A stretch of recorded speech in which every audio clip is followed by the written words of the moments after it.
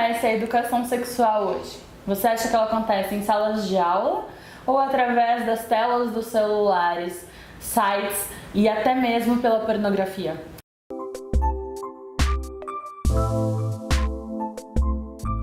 Eu tô aqui hoje com a Natália.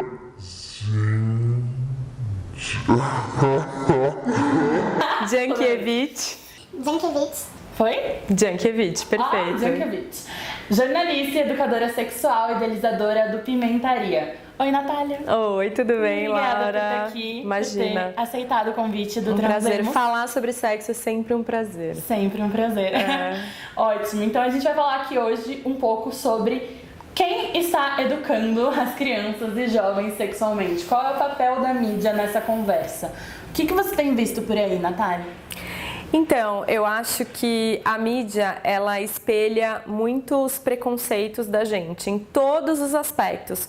Muitos preconceitos, muitas angústias e tal. E se a gente não tem uma formação de base, se tudo que a gente tem de informação e de formação de opinião vem da mídia, isso é muito, muito perigoso. Como você falou, eu acho que hoje a educação sexual ela é como uma batata quente, né? Vai passando dos pais que não conseguem lidar com isso para a escola que não consegue lidar com isso ou que lida de uma forma extremamente precária, e aí ela vai para a mídia, né? Porque a mídia é acessível para todo mundo, a mídia não vai ter pudor de conversar com você e a mídia não vai fazer recortes, então tudo que você quiser saber, ela vai te entregar. É muito curioso, porque em geral as pessoas quando pensam em mídia, elas pensam assim, jornal, revista, televisão, e elas não conseguem entender que é muito mais do que isso, que mídia é o aplicativo de celular, é o WhatsApp que a gente usa, sabe? E é por meio desse WhatsApp que uma série de jovens, né,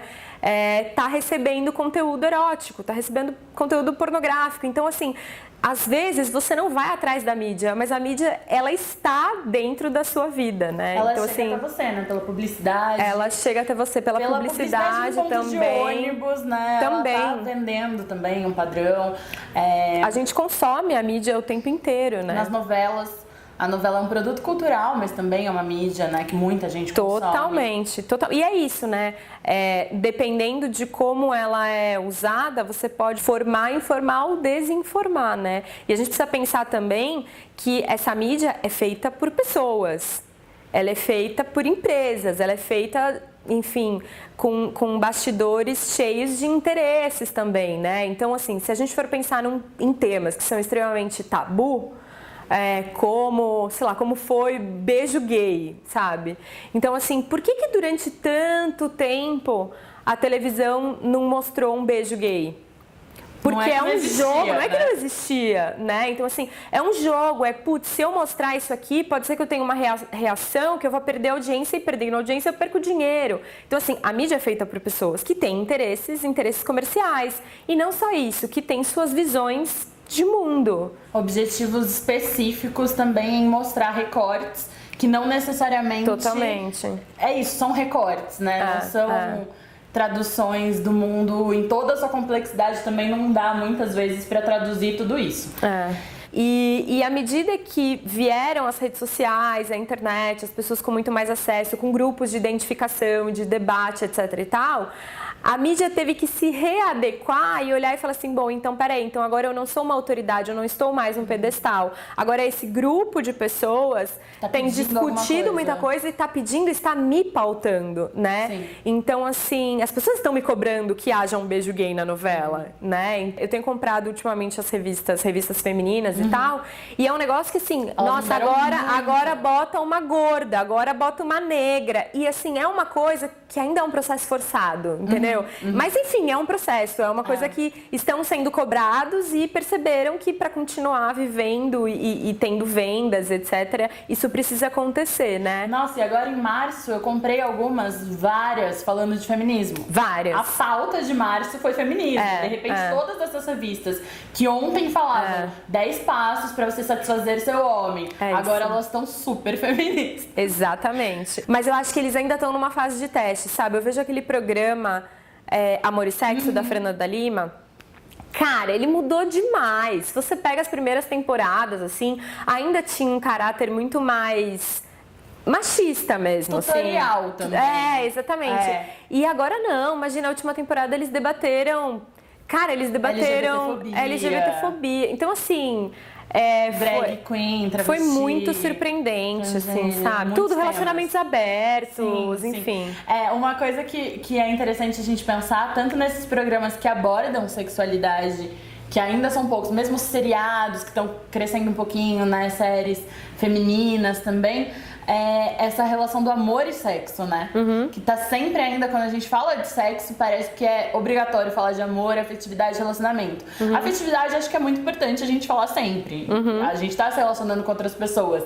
Mas essa ideia também, muitas vezes, que as mulheres confundem ou só fazem o combo, né? O amor junto com o sexo com o amor. Então, mas de novo, você vai pra uma sociedade, né, enfim... patriarcal, em que o homem não existe pudor em relação a isso para o homem, não existe nenhum problema de um homem falar que faz sexo sem amor, ou de se referirem a um homem que faz sexo sem amor e etc. Mas o corpo da mulher, ele é muito patrulhado, né? O desejo, a sexualidade da mulher é muito patrulhada. Então, óbvio, acho que a gente está começando a discutir muito mais isso e tal, mas eu vejo assim, até essa coisa de mídia, de novo, de aplicativos de encontro. Cara, é uma mídia super presente na vida das pessoas, que tem mudado muito a forma como a gente se relaciona. E todo mundo, ai, não, que legal, as mulheres estão em aplicativo e fazendo sexo casual, não sei o que, não é bem assim, não é bem assim que funciona, né? Então, muitas vezes, não, mas eu tô pegando uma mina do aplicativo, puta, não vai virar nada mais do que isso, assim, sabe? Então ainda existe um moralismo por trás da sexualidade. A gente não pode falar que a gente se conheceu pelo aplicativo. Também, exatamente. Imagina, você, uma menina, assim, vão achar que você tava num aplicativo procurando sexo. É isso, ou então é o contrário. Então, tipo, tá encalhada, né? Não consegue pegar ninguém, aí vai pro aplicativo. Então, ainda existe, um moralismo muito grande. E a pornografia em tudo isso?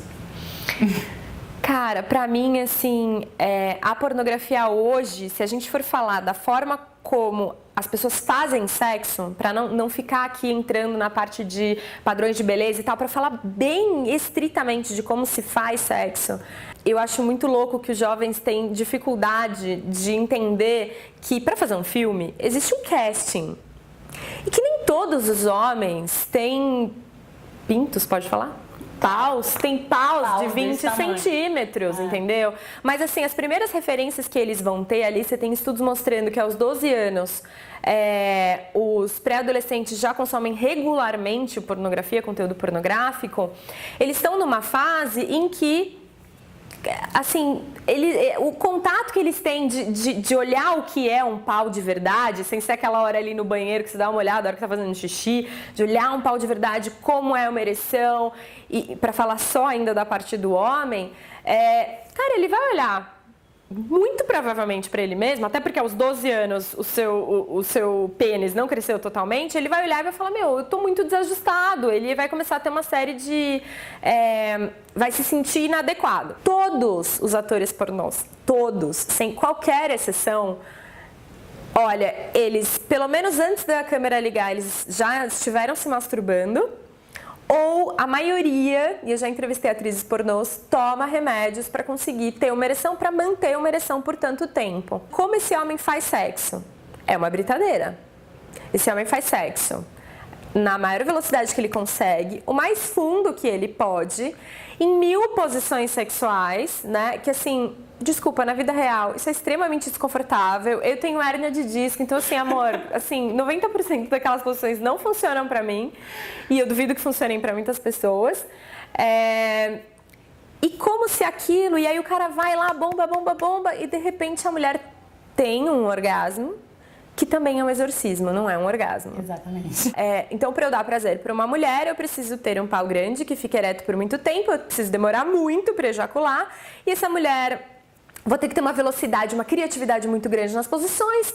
E aí, quando essa mulher gozar, eu vou saber que ela gozou. Porque ela tá berrando. Porque ela vai se estremecer, ela vai gritar, ela vai fazer caras e bocas, etc e tal.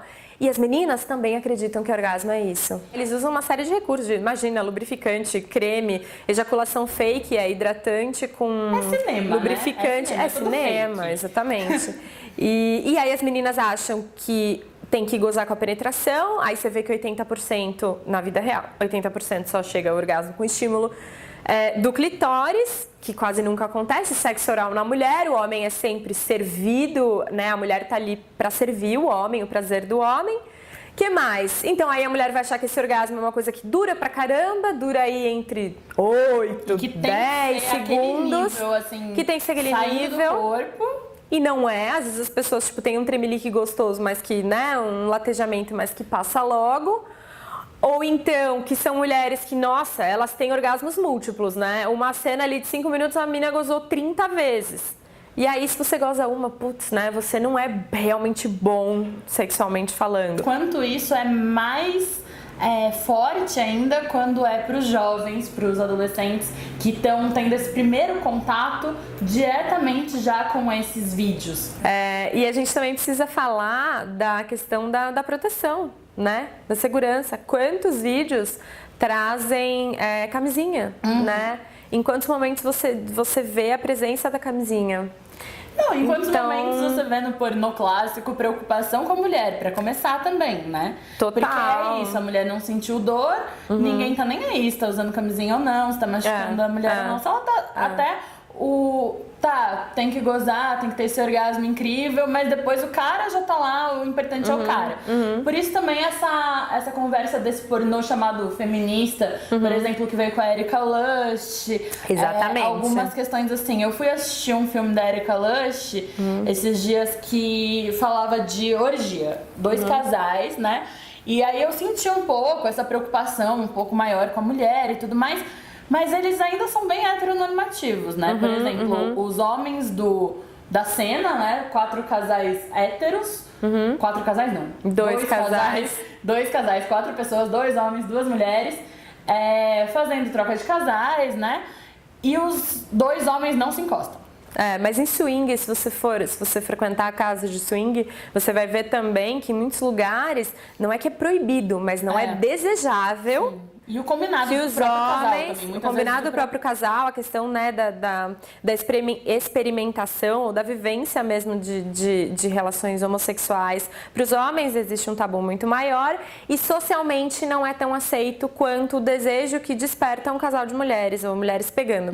Agora, isso que você falou da Erika Lush e enfim, dessa categoria de diretoras que fazem esse pornô feminista, por que ele se diz pornô feminista? Porque ele tem corpos mais reais, em primeiro lugar.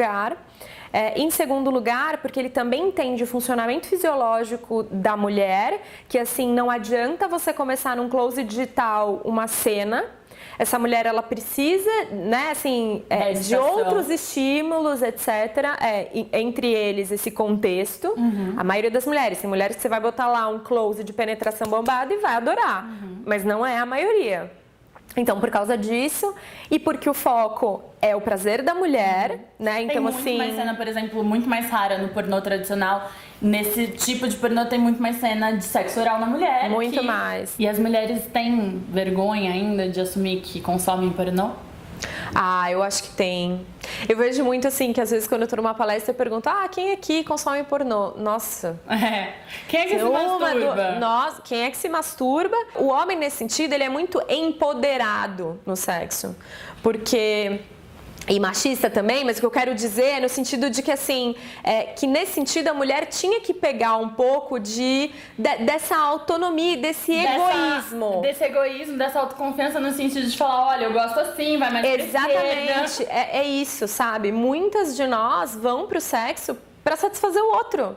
Sim. E é isso que eu quero dizer na comparação com o homem, é que assim, o homem ele tá lá antes para se satisfazer. Acho que vale essa reflexão do quanto a pornografia, a mídia influencia sim o nosso dia a dia. Muitas vezes a gente sem perceber, né? Tá reproduzindo estereótipos, esperando padrões da gente mesmo e dos outros. E que a gente vai em busca do nosso próprio prazer e não só dos outros, não é? Exatamente. A entender que não existe nada anormal. Não existe o que é bom pra você, o que é bom pro teu corpo, pra tua fantasia, enfim, o que você tá confortável, você não precisa fazer absolutamente nada que você não queira fazer, nem para reproduzir, né, padrões, etc. Então, eu acho que isso é o mais importante. Acho que a gente pode consumir pornografia desde que a pornografia não seja a nossa professora. Ela pode te excitar, ela pode te trazer insights, tipo, vou testar essa posição, vou testar isso aqui e tal, mas não simplesmente reproduzir achando que aquilo, mesmo que você não esteja confortável, você tem que fazer, porque esse é o sexo bom. A gente não tem que fazer nada, né? Nada, inclusive, absolutamente nada. O sexo não precisa também ter um roteiro, como muitas vezes o filme tem, exatamente. É um filme, é uma pornografia. Exatamente. E tem aquele roteiro que você tem que fazer isso primeiro, depois aquilo, depois, pá, acabou. E não precisa ser assim, né? A vida real tem muito mais que isso. Eu lembrei de uma coisa também. Você vê que no filme pornô, por exemplo, não tem um sexo oral em que a mulher goza e acabou. Não. Tipo, ela gozando ou não gozando, vai terminar na penetração do cara, etc e tal. Não, e é tão não vida real que não tem um sexo onde ninguém goza. Também. Isso nunca acontece no pornô. De alguém que brocha, de alguém que goza em 30 segundos. Telefone que toca, qualquer coisa assim que acontece. Exatamente. Então, é isso, né? Que não seja a nossa professora, mas tá aí também são ferramentas, podem ser ferramentas boas para serem usadas com a sua parceria também. E o importante é a gente fazer o que a gente se sente confortável. Sim, obrigada, sempre. Natália. Obrigada a você, Laura.